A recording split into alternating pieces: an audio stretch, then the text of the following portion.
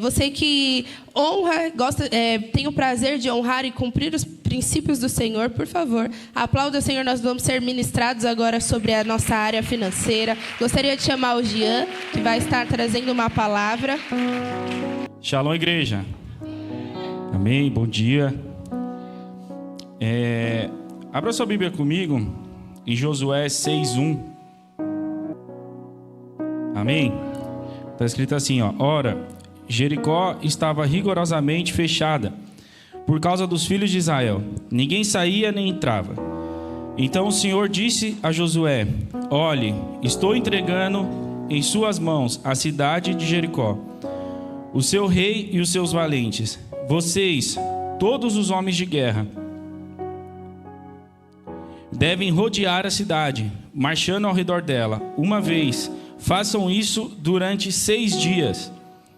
7 sacerdotes levarão 7 trombetas de chifre de carneiro adiante da arca. No 7º dia, rodeiem a cidade 7 vezes. E os sacerdotes tocarão as trombetas. Quando eles tocarem longamente a trombeta de chifre de carneiro, e vocês ouvirem o som dela, todo o povo gritará bem alto. A muralha da cidade cairá e o povo subirá nela, cada qual à frente de si. Amém? Essa palavra, essa passagem é muito interessante, porque às vezes a gente olha toda a ordenança de Deus aqui e fica pensando, que loucura, né? O povo, ele mandar o povo dar 6 voltas, no 7º dia vai ter que tocar a trombeta, vai ter que gritar para que algo aconteça. Só que eu acredito fielmente que o que fez aquelas muralhas caírem, eles conquistarem aquela terra, foi a obediência deles a Deus. Quando nós obedecemos a Deus, mesmo que pareça loucura o que Ele está nos pedindo, mesmo que pareça algo impossível de fazer, a cidade de Jericó, ela tinha 40 mil metros quadrados. E naquela época, hoje é considerada uma cidade pequena, comparada às outras, mas naquela época era algo, consideravelmente muito grande para você fazer tudo isso. E essas 7 voltas dá 280 mil metros. Então, eu imagino o povo fazendo tudo isso e alguns reclamando, alguns falando que, chegando, o fofoqueiro chegando do lado da pessoa e falando assim, ó, eu acho loucura a gente fazer isso, porque quando a gente entrar lá na terra, Josué que vai conquistar tudo. Josué que vai pegar o ouro e a prata que está lá, Josué que vai governar a terra. Eu acho melhor a gente não fazer isso, acho melhor a gente não se entregar desse jeito. E na nossa área financeira acontece muito isso. Às vezes você entrega algo a Deus e acaba contando para uma pessoa, ou alguém vê você tendo um ato de fé, entregando uma oferta. Pessoas dessa igreja já ganhou carro, já ofertaram carro. E você fala essa, Só que nós sabemos o que Deus nos prometeu. Então, não pare no que as pessoas estão falando, não pare, mesmo que pareça difícil. Eu tenho certeza que você está a um passo de conquistar o que Deus te prometeu. Você está a um passo de obedecer, colocando aqui para os dízimos, para as primícias. Às vezes nós estamos passando por um momento muito difícil e a gente fala, esse mês não vai dar. Esse mês eu não vou conseguir dizimar, eu não vou conseguir primiciar, mas você está a um ato de obediência de conquistar o que Deus prometeu. Às vezes você já dizimou 6 meses seguidos, já primiciou e nada aconteceu. E hoje você está... É a 7ª vez que você vai fazer isso. E você não viu nada acontecendo ainda. E você está a um passo de cumprir essa obediência e viver o que Deus prometeu. Então nessa manhã, não coloque os problemas que às vezes nós estamos passando na frente dos princípios de Deus. Eu sempre falo isso, não trate isso como uma opção. Se você tratar os princípios de Deus como uma opção, você não vai fazer. Se nós tratarmos isso como uma opção, nós vamos preferir gastar na rua, pagar as nossas contas, fazer uma viagem e gastar os 100%. Não trate isso como uma opção. Uma pessoa que trata isso como uma opção, acaba não fazendo.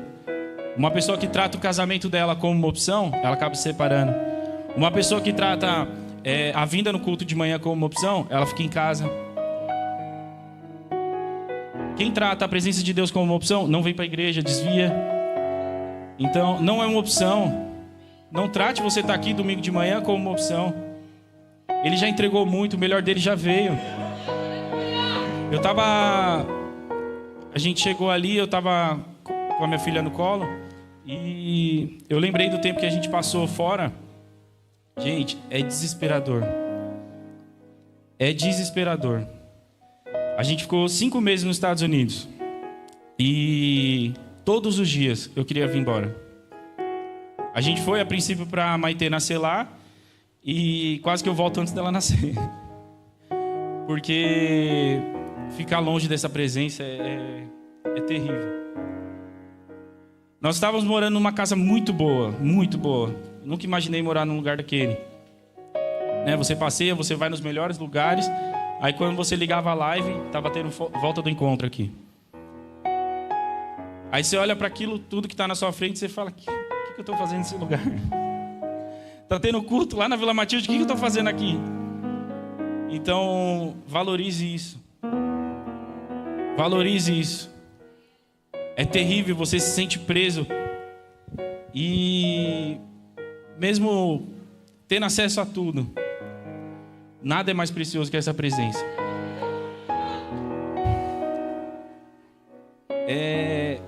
Foi algo terrível ficar longe. E você vai nas igrejas lá, as pessoas vão para a igreja para fazer network, para procurar emprego. Você fala, o que aconteceu? Antigamente, né, tinha muito milagre dentro das igrejas.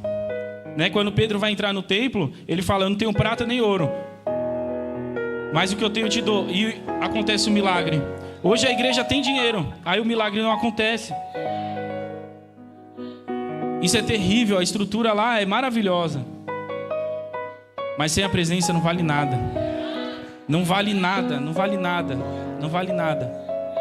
Nós tínhamos a opção de ficar lá ainda, né? E ainda ia ter que ficar preso, porque se eu dou entrada no documento, eu não posso sair do país, até sair a documentação. E eu falei, eu prefiro esperar lá na Vila Matilde. Se for para voltar para cá, eu prefiro esperar de lá, porque não dá para ficar longe. Amém? Valorize isso. E não precisa nem abrir. Essa parte de princípios, eu acredito muito que nós estamos numa igreja muito madura. Então, né, eu creio que mais do que a metade, ou quase 100% dizima, amém? Primicia, amém? E algumas vezes na nossa vida a gente cumpre princípio, né? Tem uma vida com Deus, ora, né? Tudo lindo, serve, está nos ministérios, está no encontro. Só que a gente esquece da área financeira, que a gente precisa se capacitar.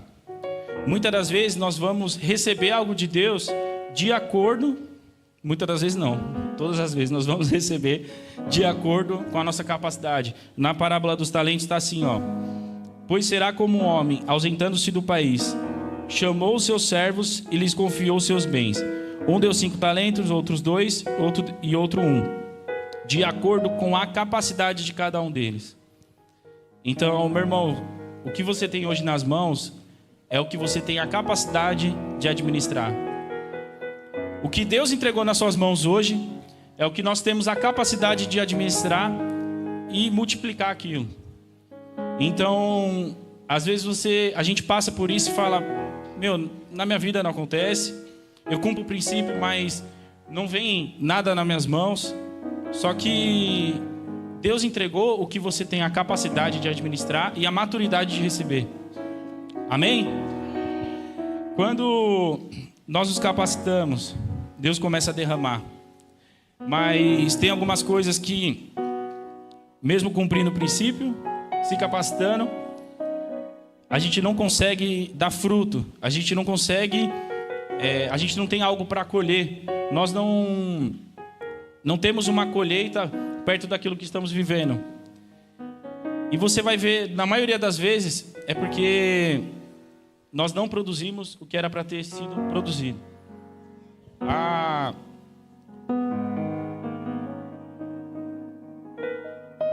alguns meses eu abri uma empresa nova e Deus virou uma chave muito poderosa na nossa vida, né? Nós estamos vivendo algo muito lindo e é Deus, não tenho o que falar. E quando eu aprendi que você não se ganha o dinheiro, né? Quando você trabalha para ganhar dinheiro, você tem um teto, você chega num limite. Agora, quando você trabalha para produzir o recurso, quando você trabalha para produzir riqueza, você não tem limite. Não estou falando para você ser um escravo, estou falando para você ser produtivo. Estou falando para nós chegarmos dentro da nossa empresa ou da empresa que nós trabalhamos e ser produtivo. Não ficar enrolando, não chegar atrasado, não ficar fofocando, não ficar olhando para o teto. Se nós entendermos, tivermos disciplina para ser produtivo, nós vamos começar a produzir riqueza. Nós vamos começar a produzir riqueza.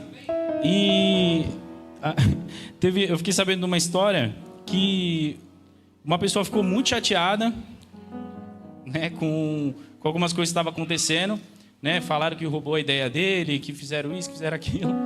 E isso é triste. Porque quando você fala que fulano está vivendo algo, ou fazendo, trabalhando, empreendendo com algo que você teve a ideia, né, que você já fazia, e está rompendo mais do que você, mais do que eu, nós precisamos entender e ter a maturidade que ele está vivendo aquilo porque ele produziu, porque ele começou a fazer, porque ele teve a coragem que nós não tivemos, que ele teve a coragem que você talvez não teve. Então, nós precisamos ter um passo de fé. Meu amigo, a sua ideia na sua mente não vale nada. Se nós não tirarmos o plano, a ideia que Deus colocou no nosso coração, a capacidade que nós temos de aplicar aquilo, colocar em prática, não vai servir de nada. Nós vamos continuar vendo as pessoas avançando e a gente ficando para trás. É por isso que tem tanto ímpio, muito rico. Eles colocam em prática, eles não têm medo, eles produzem. Isso precisa incomodar o povo de Deus. Esse lugar é nosso. Amém? Esse lugar é meu e seu. Meu irmão, produza. Se você está cumprindo o princípio, glória a Deus. Mas isso também é para glorificar o nome de Deus, não o seu. Né? Como dizia as mães, né? Você não faz mais que sua obrigação. Amém? Você se capacitar é para Deus colocar algo, uma responsabilidade nas suas mãos. Amém? Para finalizar, eu estava essa semana toda estudando um pouco da história de José. E alguns momentos, né, quando ele teve alguns sonhos, ele acaba abrindo a boca e contando para os seus irmãos, para o seu pai, né? E aquilo gera algo ruim no coração dos irmãos dele. E, né, eu reparei isso há uns meses atrás, umas semanas atrás, quando você conta um projeto que você tem, quando você fala, não precisa nem contar o projeto, só fala, ó, Deus fez isso, olha que legal que a gente está vivendo, olha o que Deus está fazendo, compartilhando com pessoas próximas, né? Às vezes tem uma pessoa que escuta ali, outra que escuta aqui, que você está falando, e você vê, a pessoa só falta manifestar, mas você vê que ela não se alegra com aquilo. Isso é terrível, isso é terrível. Uma vez eu ouvi o meu apóstolo falando, a sua chave, a nossa chave só vai mudar do deserto que nós estamos passando quando nós começarmos a se alegrar com o que o seu irmão está vivendo. É com tudo, tudo. Às vezes eu vejo algumas coisas que os pastores estão vivendo, eu falo, meu Deus, que incrível isso. Que incrível isso, eu estou debaixo dessa unção. Meu irmão, se alegre. Você decide quem você quer ser, José ou os irmãos dele. Amém? Quando um irmão seu te contar algo que está acontecendo, ou um projeto, ou um sonho. Aconteceu um negócio engraçado que eu contei, né? Eu falei, a gente trabalha com bastante empresário e tinha uma empresa que fatura 3 milhões por mês vendendo perfume. E eu mudei o formato da empresa, ela estava no formato antigo ainda, né? E cobrando a gente, tem 100, 150 funcionários. E chegaram para mim e falaram, a gente não pode pegar esse tipo de empresa.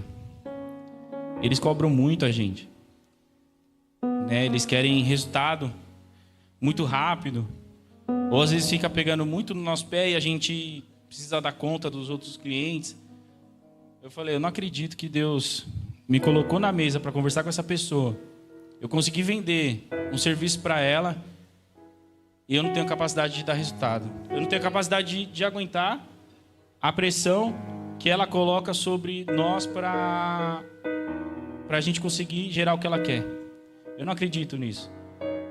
E aconteceu a conversa e tal.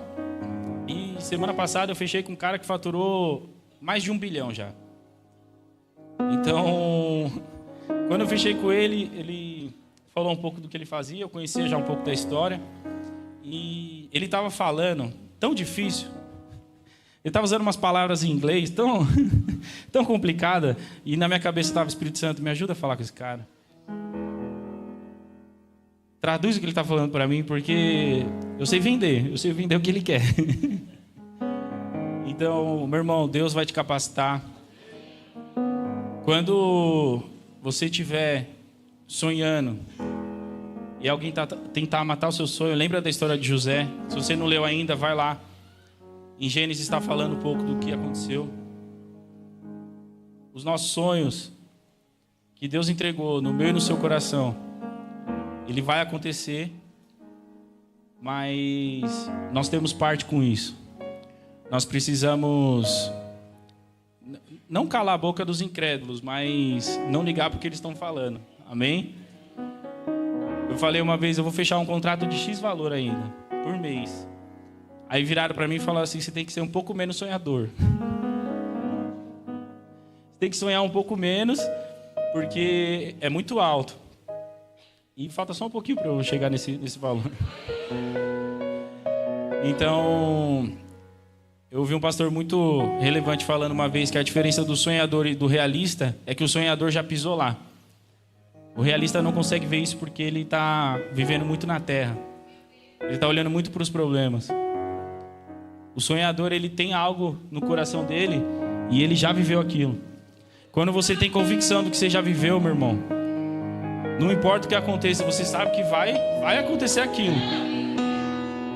Quando você entrega o seu dízimo e sabe o que você vai colher depois, o que a proteção do que traz isso, você tem a convicção disso, nada vai parar você. O que Deus prometeu vai acontecer. Amém? Se coloque de pé, separa seu dízimo, sua primícia, sua oferta.